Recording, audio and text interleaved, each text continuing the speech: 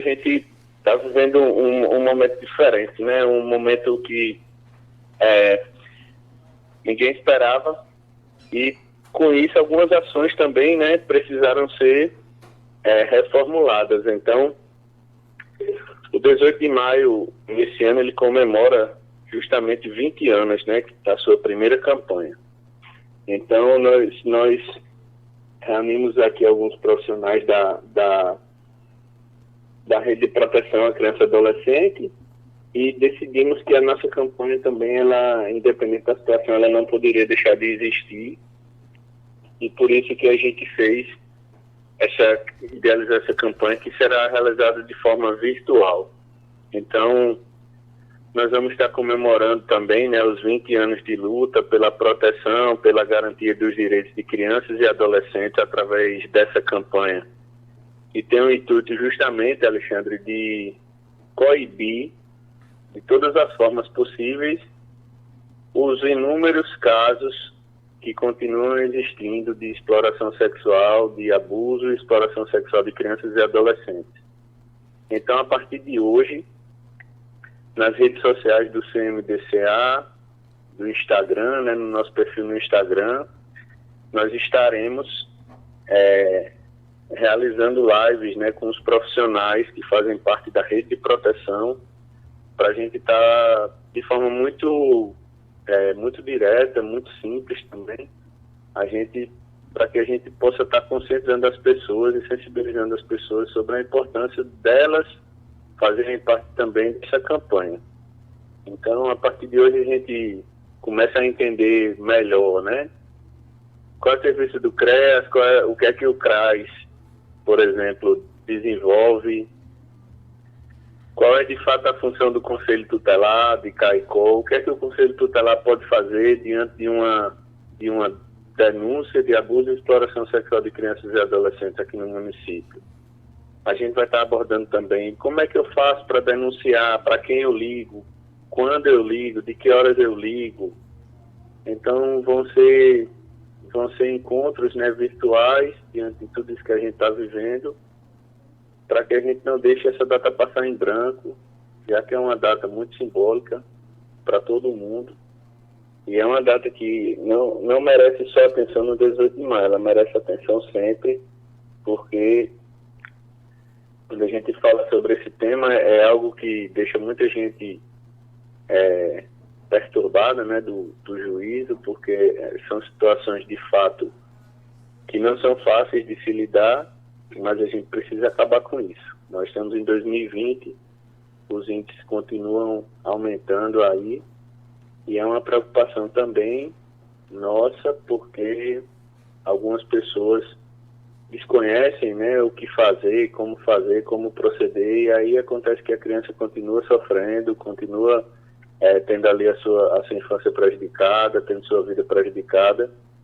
E a gente pensa justamente com essas lives, empoderar as pessoas do que elas podem fazer, do que elas devem fazer e de como elas devem proceder diante de uma situação como essa. Cris, existem levantamentos, estudos que apontem o quantitativo de casos de violação de direitos de crianças e adolescentes em Caicó, ou pelo menos que tipo de violações são essas, aquelas que ocorrem com maior frequência? Alexandre, a gente, respondendo essa sua pergunta de uma maneira muito objetiva, né? O Conselho Tutelar, ele não para. Então, mesmo diante dessa pandemia do Covid-19, o Conselho Tutelar ele tem recebido ligações diariamente. O Ministério Público tem solicitado diligências também diariamente, e os casos continuam acontecendo aqui na nossa cidade. A gente não pode entrar em detalhes de forma mais específica diante da complexidade de tudo, mas além do abuso e exploração sexual de crianças e adolescentes, a gente tem casos aqui em Caicó de agressão, né, contra crianças e adolescentes, de as pessoas violando seus direitos sem respeitar no que diz respeito ao espaço que a criança precisa ter para brincar, para o seu lazer. Tem acontecido sim aqui em Caicó, né? Inclusive alguns casos recentemente em Caicó e na região eles tomaram até outras proporções porque ganharam a imprensa, ganharam as mídias. E a gente precisa de fato orientar as pessoas para como é que elas vão proceder diante de uma situação como essa. É uma situação totalmente delicada para todo mundo, inclusive para quem trabalha com isso. A gente já passou por situações no ano passado de uma criança, né, aqui em Caicó, que teve as suas partes íntimas queimadas, né, com água quente, essas coisas. Então, assim, essa campanha é específica justamente para sensibilizar as pessoas da importância e do papel fundamental que elas têm em também impedir que esses fatos aconteçam. A gente vai estar abordando as formas de denúncia, a gente vai estar mais uma vez explicando para as pessoas que é possível denunciar de forma anônima, de forma segura, entendeu, Alexandre? Então vai ser uma semana de esclarecimento, a gente vai estar usando as redes sociais, que é a ferramenta mais eficaz agora para que a gente atinja o número de pessoas, o máximo de pessoas possíveis, para a gente estar esclarecendo esses pontos, mas especificamente assim, sobre números, sobre dados. A gente não, pelo menos o Conselho, o CMDCA, a gente não tem assim esse levantamento, porque era uma ideia nossa, depois do treinamento com o Dr. Sacha de Mossoró, o promotor da Infância e Juventude de Mossoró. Em Mossoró é feito isso e a gente esboçou, né, fazer esse levantamento a cada 2 meses, a cada 3 meses, mas aí diante de tudo a gente não conseguiu realizar. Mas existem sim casos aqui no nosso município, e existem casos também que infelizmente a gente sabe que algumas pessoas sabem da situação e não denunciam por medo, por conivência também, tentam jogar a criança e o adolescente como culpado de uma situação como essa. Então a gente vai também trabalhar sobre isso, trabalhar sobre a importância das pessoas fazerem as denúncias.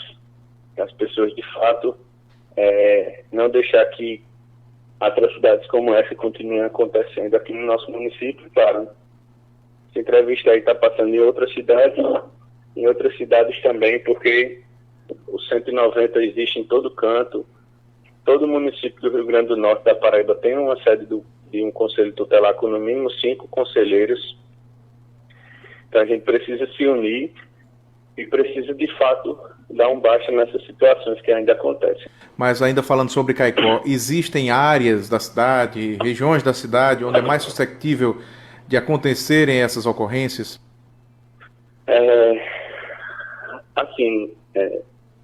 Alexandre, o diagnóstico da criança e adolescente que foi feito por aldeias SOS, e todo diagnóstico que for feito, ele vai dizer que as áreas mais vulneráveis são as mais propícias disso, né, de acontecer isso.